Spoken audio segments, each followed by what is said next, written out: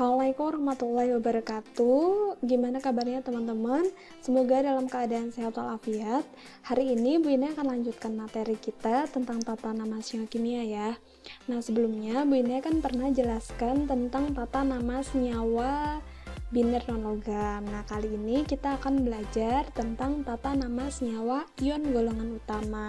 Perbedaannya apa dengan tata nama senyawa kimia biner non-logam? Nah, kalau tata nama senyawa biner non-logam, dia itu tidak dapat terionisasi atau terdiri dari dua unsur yang keduanya berasal dari golongan non-logam. Nah, sedangkan tata nama senyawa ion golongan utama ini terdiri dari senyawa ion. Senyawa ion itu apa sih? Nah, senyawa ion itu adalah senyawa yang terdiri dari kation atau unsur bermuatan positif dan juga anion atau unsur yang bermuatan negatif. Nah, jadi senyawa ion ini bisa terionisasi teman-teman menjadi ion bermuatan positif dan juga ion bermuatan negatif. Nah, ada beberapa unsur-unsur yang termasuk ion bermuatan positif atau kation. Beberapa diantaranya teman-teman bisa lihat di slide tersebut. Ada H+, itu asam, kemudian Li+ itu litium, Na+ natrium, K+ kalium, Rb+ rubidium, Cs+ cesium, Mg2+ magnesium, Ca2+ kalsium, Sr2+ strontium, Ba2+ barium, Ra2+ radium, Al3+ aluminium. Nah, teman-teman bisa cek di situ ya. Ada beberapa daftar kation, ada yang bermuatan +1, ada yang bermuatan 2+. Kalau bermuatan 2+ ini artinya dia berasal dari golongan 2A.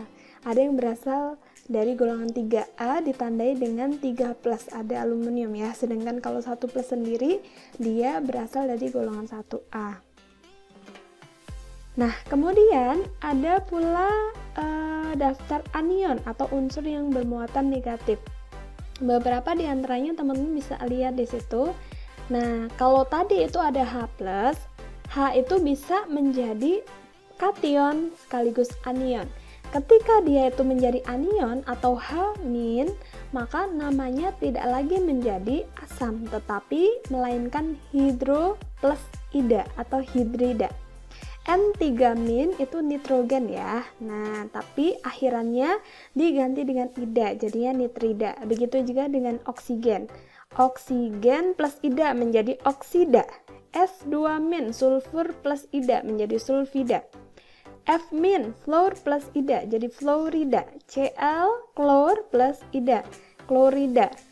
Br bromin plus ida, in-nya dihapuskan menjadi bromida ya. I- iodin plus ida jadinya iodida. Nah, ini adalah daftar anion yang sering keluar. Senyawa ion memiliki aturan penamaan yang berbeda dengan senyawa biner non-logam. Nah, berikut ini adalah penamaan senyawa ion.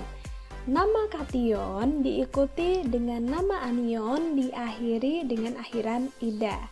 Nah, contohnya NaCl. Teman-teman mungkin tidak asing dengan NaCl. NaCl itu adalah garam dapur. NaCl itu bisa terion menjadi kation dan anion. Kationnya adalah Na+, dan anionnya adalah Cl-. Jika kita melihat tabel kation dan anion tadi, kita bisa ketahui bahwasanya Na+ itu adalah natrium, Cl- itu adalah klor yang diberikan akhiran ida menjadi klorida. Maka NaCl itu memiliki nama senyawa natrium klorida. Nah, coba kita tentukan penamaan senyawa ion yang lainnya. Hal yang perlu teman-teman ingat adalah reaksi ionisasi yang pernah Bu Ina ya jelaskan sebelumnya. AXBY dia akan terion menjadi XaY+ plus YBX-. Kita coba untuk soal yang lainnya ya. KBr dia akan terion menjadi K+ dan Br-. K+ itu adalah kalium, Br- itu adalah bromida. Kemudian selanjutnya MgCl2. Perhatikan, MgCl2. Mg-nya hanya ada satu unsur, Cl-nya ada dua ya. MgCl2 jika terion dia menjadi Mg2+ plus 2Cl-. Nah, jadi Cl-nya ada dua di situ sehingga dia dituliskan sebagai 2Cl- gitu ya. Mg2+ itu adalah magnesium, Cl- itu adalah klorida. Ingat ya, di sini duanya tidak perlu disebut dengan nama Latin seperti yang ada di tata nama senyawa biner non-logam. Jadi, yang diperhatikan di sini adalah unsurnya apa atau ionnya apa. Tidak mempedulikan atau tidak kemudian memberikan penamaan angka Latin pada angka yang tersebut di situ gitu ya. Jadi kalau magnesium diklorida itu justru salah ya. Jadi yang benar adalah magnesium klorida gitu. Lanjut Al2S3. Perhatikan Al aluminium, Al ya, Al-nya ada 2, S-nya ada 3. Dia terion menjadi 2Al 3+ plus 3S2- ya. Coba teman-teman pelajari lagi reaksi ionisasi yang rumusnya sudah Bu Ina taruh di kanan atas ya. Al3+ itu adalah aluminium, sedangkan S2- itu adalah sulfur diakhiri dengan ida jadinya sulfida. Nah, ini adalah beberapa contoh-contoh penamaan senyawa ion. Nah, selanjutnya teman-teman bisa mengerjakan soal berikut ini. Yang pertama ada NaH, yang kedua Al2O3, yang ketiga K2S, 4Ca3N2, 5BaCl2. Nah, kira-kira bagaimana ya nama senyawa dari senyawa-senyawa ion tersebut?